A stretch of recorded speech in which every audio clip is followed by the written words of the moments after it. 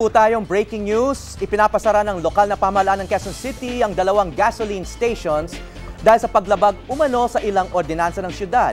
Mula sa Quezon City, may news to go si Julius Segovia live. Julius. Yes, Hawi, isang independent oil player ang ipinasara ng Quezon City government dito sa may Mindanao Avenue. Di umano, Hawi, wala raw mayor's permit ang kumpanyang Flying V para sa ibinebenta nilang produktong petrolyo. Sa gitna nga ng mahal na presyo ng krudo, gusto raw matiyak ng Quezon City government na maganda ang serbisyo nito sa mga customer. Tanging ang permit lang para sa LPG ang meron dito sa Flying V. May isang taong paso na raw ang permit ng naturang gasolinahan para sa ibang ibinebentang petrolyo. Sinuri kanina ng mga operatiba kung calibrated ba ang pump within the limit naman daw ang buga ng gasolina. Pero nung mga nakakaraan nga, Hawi, meron daw itong mga violation. Makakausap natin ng live sina Victor Endrigang, City Administrator ng Quezon City, at City Treasurer na si Edgar Villanueva. Sir Vic, ano po ba yung violation basically na nakomit nitong Flying V dito sa may Mindanao Avenue? Una sa lahat, ito pong gasoline station na ito ay nag-ooperate na walang mayor's permit para sa gasoline at saka sa diesel pump po nila.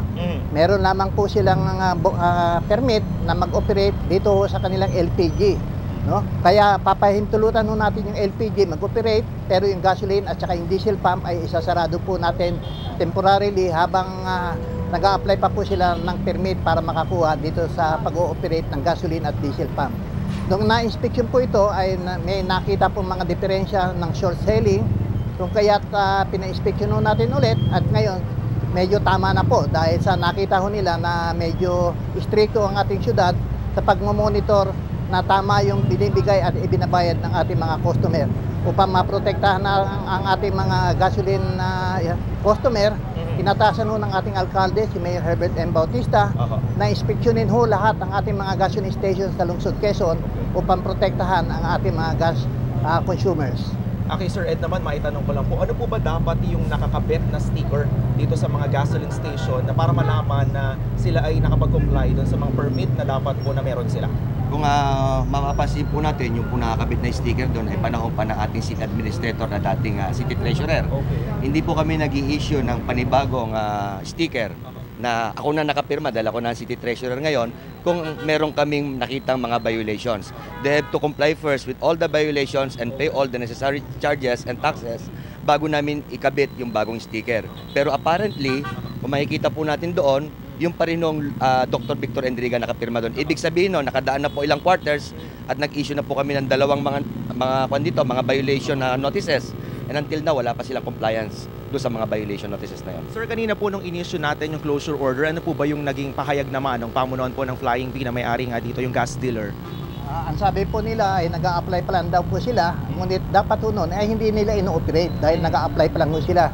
Ito daw po ay dating pagmamayari ng ibang kumpanya, tinake over lamang po nila, kung kaya't hanggang ngayon nag-a-apply pa lang po sila at hindi pa nai-issuean ng permit ng ating mayor's office. Yun ang kanilang paliwanag. Sabi ko sa kanila, kung makakakuha ko sila ng mayor's permit to operate ng gasoline at saka yung diesel pump, ay papabukas natin kaagad yan at papare-inspection ulit natin para maprotektahan ulit ang ating mga mamamayan. So sir, ang kailangan po nilang gawin ngayon, mag-secure lang ng permit. Mag-secure sila ng mayor's permit from there. Pwede i-recalibrate namin at siselyohan ho namin at bibigyan na naman namin ng panibagong selyo. Sir, para lang ring maging tanda doon po sa ilang mga gasolinahan within Quezon City, paano po ba yung inspection ninyo na quarterly basis? Ang inspection ho ng base sa ordinansa ng Luzon, Quezon ay quarterly. Ibig sabihin, every 3 months ay kinakalibrate ho yan.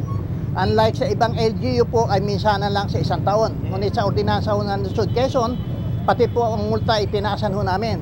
Ang first offense na isang bomba na may depekto, dating 200, ginawa ho natin 2,000. Second offense, yung 500 ay ginawang 5,000. At ang third offense ay permanent closure ng gasoline station na yan. Hawi, nililinaw lang natin na ito ay localized lamang. Kumbaga ito ay panuntunan lamang ng Quezon City Government at iba pa rin yung panuntunan ng ibang mga lokal na pamahalaan. Yan muna ang latest mula rito sa Mindanao Avenue sa Quezon City. Julius Segovia, GMA News.